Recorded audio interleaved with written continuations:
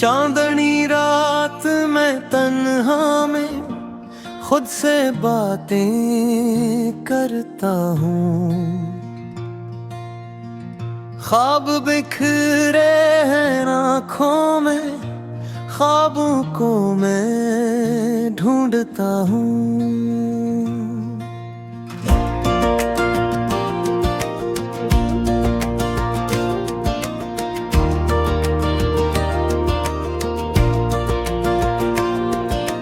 याद तेरी जो रहती है दिल को जलाए जाती है, तेरी खामोश तस्वीरें मुझसे सवालें करती हैं।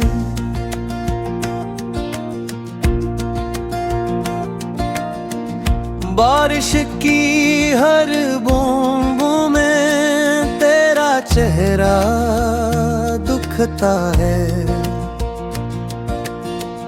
तेरे लम्स की खुशबू से दिल ये बहलता नहीं है। तू गया तो दिल के अंदर खालीपन सा छा गया, हर धड़कन में तेरा नाम जैसे नक्शा बन गया।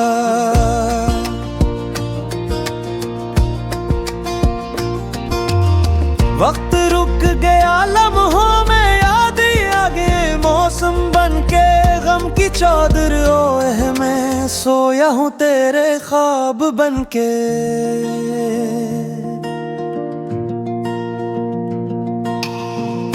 दरो दीवार सिनते हैं जब बुरी बात निकलती है, हवा भी रुक के कहती है तेरी कमी बहुत लगती है। रात की तन्हाई अब मुझसे बातें करती है, चांद भी रो पड़ता है जब तेरी यादें भरती है।